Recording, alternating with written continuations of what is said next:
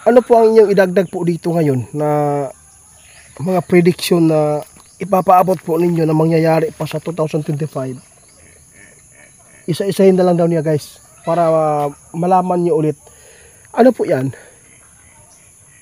Oo, tama po kayo. Ipinapaabot na po niya noon pero balikan po natin para matatandaan po ninyo. Di ba ang sabi po ni kaibigan noon, mayroong vlogger mamamatay, di ba? Ngayon, mayroong namamatay naman na vlogger, no? Mga kasamahan pa natin na ghost hunter. Dito tayo ngayon guys sa punso ng ating kaibigan, no? Balikan natin muli. Kasi marami pong mga baser na ayaw naniniwala, no? Nambabato pa sila ng hindi magandang mga comment, kaya kayo na lang mag-intindi guys kung bakit ko ino-off po yung comment dyan sa ating video. Dahil po meron tayong nababasa na medyo hindi po maganda sa guidelines po sa YouTube. Mas maganda i-off comment na lang natin, no? Kung sino man yung may mga katanungan, pwede po kayo mag-chat na lang. Kaibigan. Oo, balikan po natin guys. Nandito si kaibigan, no? Noong mga hula po nila, noong nakaraang buwan, kaibigan natin alin nyo, lahat nagkatotoo na, no? Lahat po. Hindi po tayo nag gaya-gaya nito kasi po alam po ng ating kaibigan, mas sila po yung makapangyarihan kaysa tao na nanghuhula. Kaya mayroon po siyang paalala ngayon na yung mga prediction po na ipinapaabot po nila sa inyo, mangyayari po daw yan guys, kaibigan.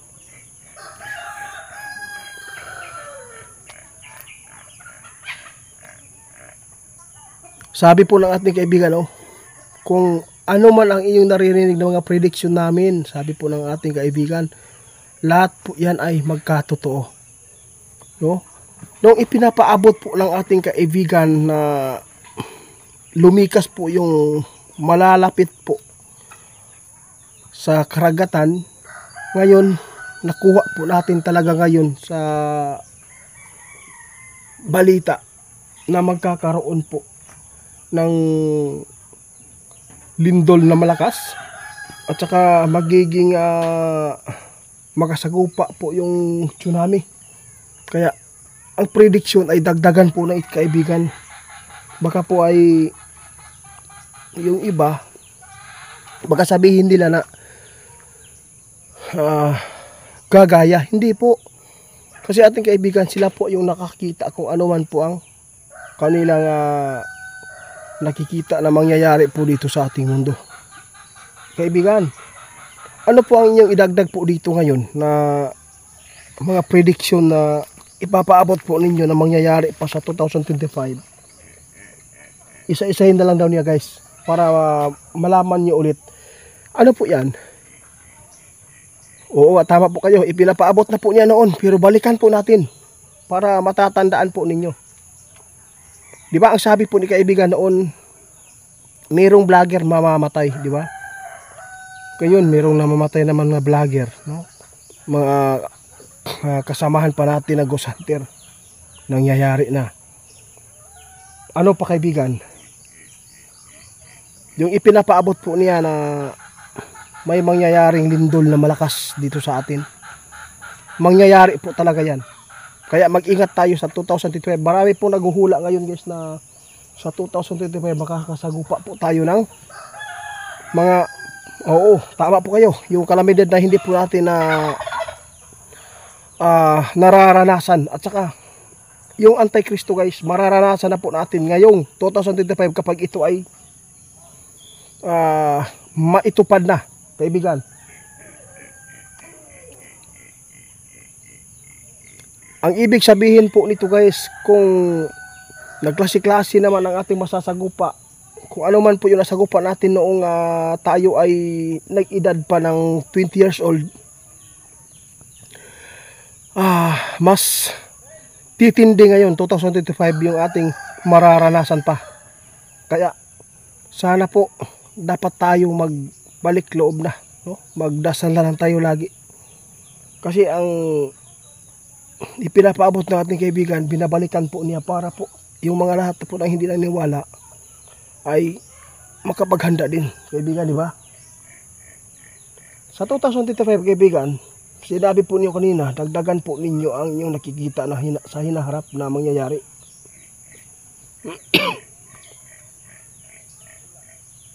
Ano po yung mangyayari sa prediction na yan? Tayo na. Nako po, nakakatakot po ito, guys. No? Sinabi ng ating kaibigan, itiit, abangan po ninyo yung UFO aliens, no? Mababalita na yan na mayroong silang matatangay na tao at sa harap-harapan, guys. Mapapanood po niyo yan, guys, ng aktual na. Patay na. Ano po, ha? Mayroong, ano po ang gagawin po natin dyan? Nagpunta po si itiit doon kay Engkantong Itim. Oh. Nagpunta po si Ramil po doon sa kuan. Kay Engkantong Itim. Oh, nung isang araw. O sabi po niya, meron po siyang ibinibigay kay Ramil na para po ay labanan po yung alien. At saka, pag sinabuyan po daw yan, magkikita mo. Oo, yan po, kaibigan, oo. Lah, salamat po, kaibigan, ha.